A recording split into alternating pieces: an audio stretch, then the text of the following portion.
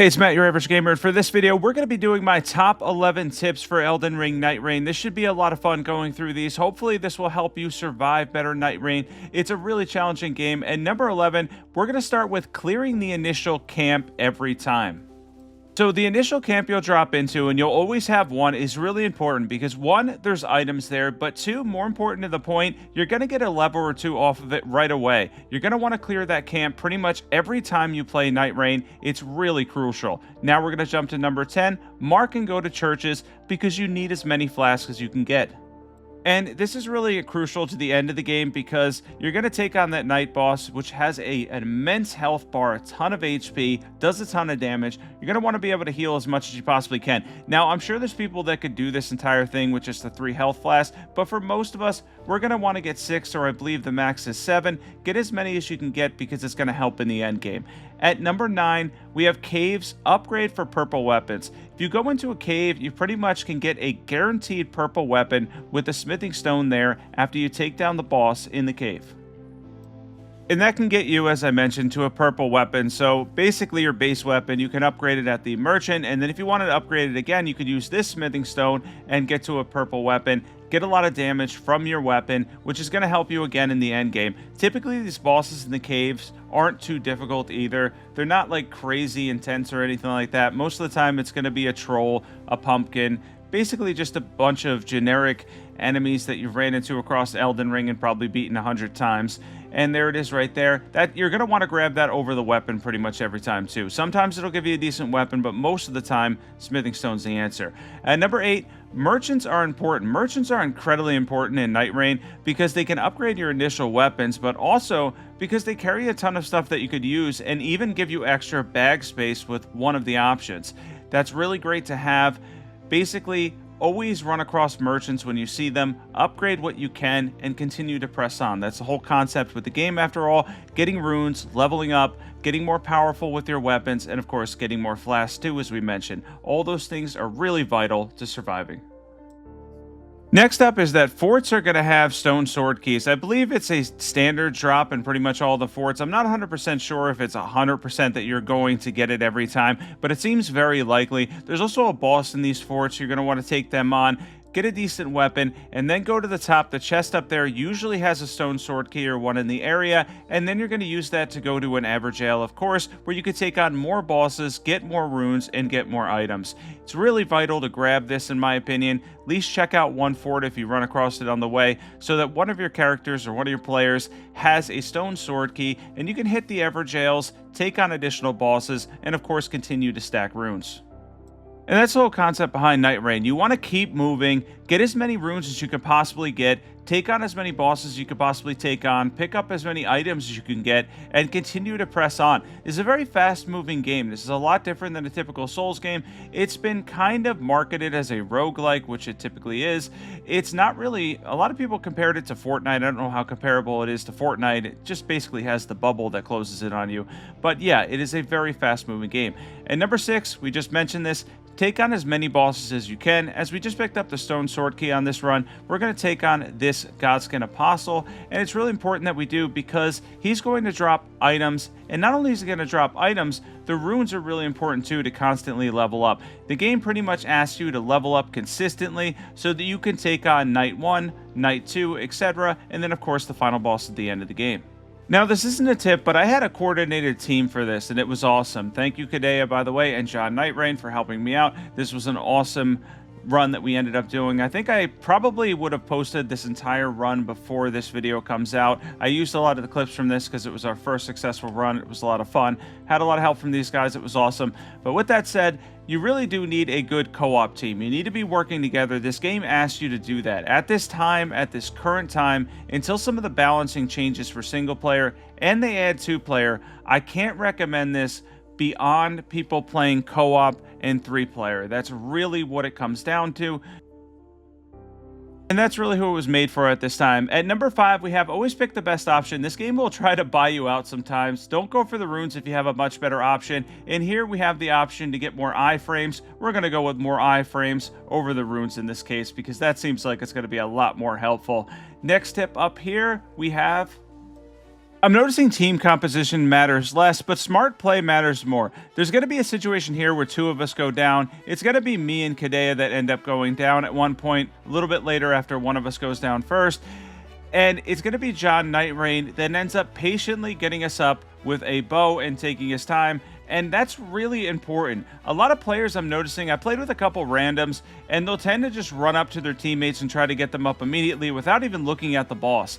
It's really crucial that you pay attention to what the boss is doing. You have patience, take your time and get your teammates up, because keep in mind, when you're facing a boss, it is over the minute all three of you are down. In the field, you can go down. But when facing a boss on night 1, night 2, or the final boss, you only get one attempt for all three of you to go down. That's it. It's over after that. So you're going to want to play as smart as possible. Be patient, really patient. Heal up if you have to. And of course, take your time. Take your time getting your teammates up. It's really crucial. Patience is key. Just wait for the right moment. Yeah, playing with randoms, I had so many times where people were just running up to one another, getting them up without looking, and it's totally crazy how playing with random people, I mean, of course you don't expect coordination, but they really do try to get you up immediately, and it's almost bad sometimes because they're not waiting for any right or opportune time to go and get you. They're just running up, hitting you, and then of course your whole team goes down. I said this before and I'll say it again though, I do believe you need a team of people communicating to do well with this. With randoms, it's possible to win, of course. You could always jump in with a lobby that has people that are really good at this game. There's a lot of people that are good at these types of games, but still, with that said, there's going to be a lot of those situations where you're in with a co-op team and your team just really has no idea what they're doing because you're not communicating, you're not going to the churches, you're not clearing out areas, and of course you're all over the map. By the way, my Discord's in the pinned comment below. We've been getting groups in the Discord, and we have been communicating through Discord. It's been going really well. So if you want to join that, if you need a team, I'm playing on PC at this time. I may eventually pick it up for PS5 as well, but we have people in there that have been kind of getting groups together and whatnot. It does help. It really helps having that team. So if you're looking for more people, be sure to join the Discord. And of course, if at this point you're enjoying this video, be sure to hit the subscribe button as well. If you want to see more Nightreign comment, you can comment as well. I always respond to comments, pretty much all of them. I try to get to as many as I can. So if you comment and you want to see more Nightreign content, there's a good chance there will be more Nightreign content. Now, back to this. We're going to be going on to our another step soon. We ended up taking down Morgott here. This was on our successful run, our first successful run in Elden Ring Nightreign. He is a little bit of a tricky boss. You really got to watch out for these flame things too. They tend to have a much longer and wider reach than what he had in the original base game Elden Ring. There's big differences there. He's also a lot faster too. Most of the bosses that you're going to see, they may shock you at first in terms of how their speed has been kind of amped up. They're going to be a little bit quicker. The movesets are going to be a little bit different. So definitely pay attention to that as you're playing Elden Ring Nightreign, because you can get surprised by some of the bosses. A notorious one so far is the Draconic Tree Sentinel, who I've noticed is incredibly difficult, especially with your first couple levels or whatever. He's going to be really hard to take down. Now we're on to our next tip, and for our next tip, and number 3, status effects, particularly poison, are amazing, especially against tough enemies. As long as they can take poison damage, you could take them down. In this case here, it's going to be the Tree Sentinel. Poison is incredibly helpful in Elden Ring Nightreign. You're constantly ticking down a boss's HP, so no matter who they're hitting, they're taking damage constantly all the time. Much like the base game Elden Ring, status effects are huge here. Bleed is pretty good, but I'm noticing I actually like poison pretty much more than anything else. We had a poison team essentially for this win that we got, and it was hugely helpful throughout the entire playthrough. The poison procs were absolutely amazing. There's going to be relics too that increase your damage when you're attacking a poison enemy. Could be a really good composition to have a whole bunch of different status effects. Just like regular Elden Ring, they're really powerful. If one person, say, has bleed, one has poison, one has rot, something like that, you could probably come up with a really cool cheese composition. Of course, some enemies and bosses are, of course, going to be immune to all of those. But there's a lot of the enemies, especially field bosses and stuff, and the early bosses, that are going to take good poison damage, good rot damage, bleed damage, etc. And of course, much like regular Elden Ring, status effects are huge. They're going to be a huge part of the game. They're going to help you a ton. So definitely build at least 1 or 2 characters around that, especially if you're struggling early, because you can tick down the boss's HP like we did here. here with poison, and they're constantly taking damage. Real quick as a side note, how much are you enjoying Nightreign right now, and what would you rate Nightreign out of 10? What do you think you would rate Nightreign from a scale from 1 to 10? Of course, 1 being the worst, 10 being the best. What would you rate Elden Ring Nightreign? How much fun are you having? And have you been running it as a group or solo? I'm curious. Be sure to comment below. I am very curious as to that because I'm kind of just interested in if people are rolling single player and doing well until they roll out some updates. I heard it's pretty difficult. And whether or not people are playing with randoms, groups, etc. Once again, here, checking out the options. I'm going to go with the most fun one every time. You guys know me, after all. I picked the Envoy Longhorn for this particular playthrough that was on here, and I had 2 talismans too, which was awesome. We're going to jump into number 2. And that is the Relic with Flask heals allies. This is hugely crucial to your survival. Once you get these, it's kind of random when it drops, but when you end up with one of these, whatever it ends up being, whatever character you end up using, hopefully it fits that character. If it does, use this. It's very helpful for your teammates because if your teammates are near you, it's going to heal them too every time you use a Flask. It's amazing. It's very helpful, especially for the final bosses if you group up and whatnot. You'll be able to survive much better if each and every one of you has that ability, has the ability to heal with the Flask, the whole team. It's amazing. By the way, I want to mention this not as a tip, but be sure to check out the round table hold. All these bosses tell you your weaknesses. A lot of people didn't even know this. First couple games, I didn't even realize this. They literally tell you in the description, as well as next to where it shows what the boss is, what they're weak to. And that's absolutely amazing and very helpful. And number 1, we're going to jump into a little bit of a guide for the first final boss you'll run into. And we're going to talk about, it's all about teamwork. So this boss has several things he can do. He's going to swing on a chain, which ends up knocking me out here. And yeah, I shouldn't have got hit by that. I was still learning the boss. I remembered him a little bit from the beta because this was the beta Night Lord, but not too much. And I only beat him, I believe, once in the beta. So I was still kind of learning, but I'm going to go over what I know about his moveset and how we made this work with our team composition. Of course, we had 2 Iron Eyes and then we had 1 Duchess. So this was kind of a random group of 3 and it ended up working out. We ran a poison build for 2 of us. I had Guts Greatsword in this win for this particular win, and it did a good amount of damage, did a good amount of poise damage on his jump attacks, etc. Probably not the way you want to run the Duchess typically, but I had ran across this Greatsword. I was able to upgrade it to purple. It was doing good enough damage, so I ran with it. So the whole concept with teamwork here was they were basically shooting poison bows constantly at him, and I was trying to build up as much posture damage as I could and get as much damage as I can with charged attacks, jump attacks, etc. I was probably using Royal Knight's Resolve a little bit too much early because I ended up running out of FP, and here's his next phase. So at around a third of his HP is missing, generally between 25 and 30%-ish. He's going to turn into 3 dogs. This part gets tricky. There's 2 things you can do here. You can either concentrate on one and try to fight them, but you could also survive this part if you have a difficult time with it by running around. He may target one player during this though, and if he targets you, that means he's going to run you down with all 3 dogs. It can get tricky. But with that said, you can still avoid a lot of that and just run from them if you have to, getting in attacks kind of here and there without going too crazy. Because if for some reason one player ends up with 2 or 3 dogs on them, it's going to be very difficult to take those on. So my best advice for this part is, if you're having a difficult time, wait it out, just survive, and get back to his regular form, because that's probably going to be easier for you to fight with the 3 of you. Now, again, he can target somebody though, and that can make that really tricky, but the person targeted typically can run, and then the other people can attack them. Now we're back to the 3-headed dog. Of course, he's got the charged bite, couple of headbutts, chain swings that I'm constantly hit by because they have a very interesting dodge window and how to dodge them. It's kind of generous, but at the same time, it does come out quicker than you think it would.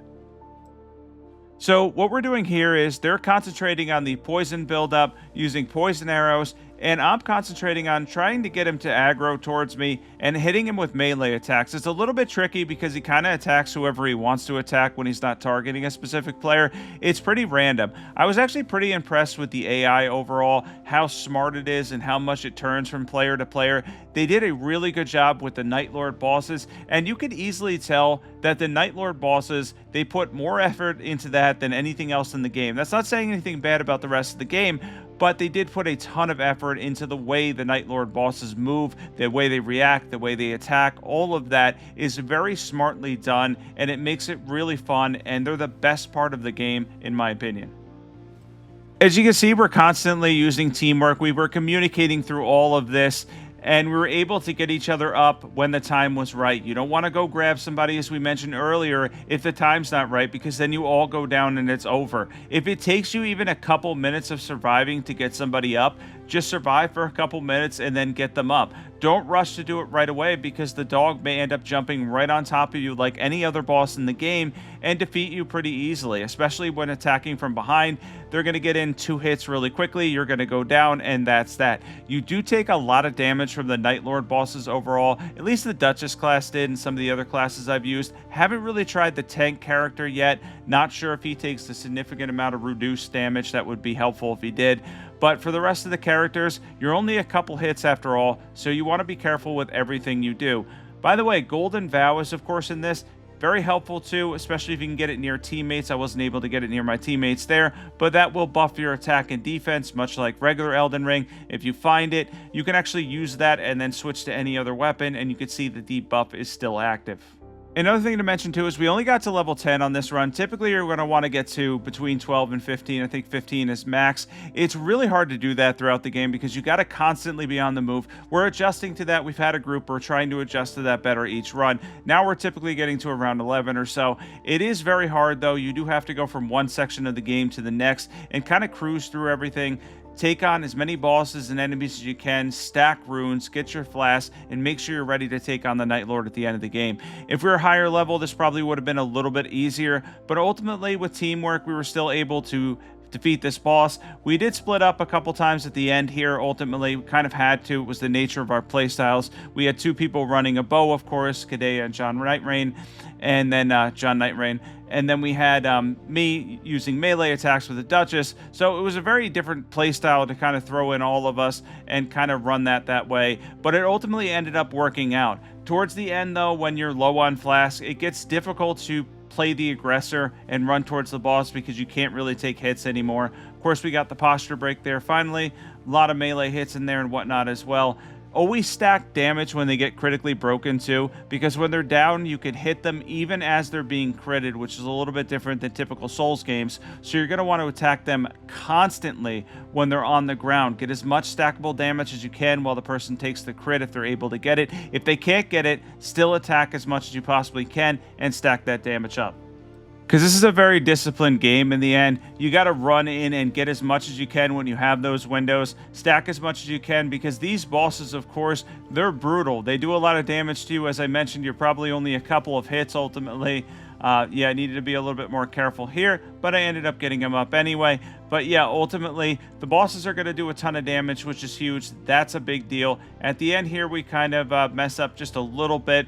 But you kind of run low on flask and whatnot, which makes it a little bit difficult. Ultimately, though, with the right teamwork and everybody focusing up, you could take down probably any of these Night Lords with practice. The only unfortunate thing I don't like about it is it takes 40 minutes to get back to the ability to practice the bosses. I almost wish you could practice them like on the side or something.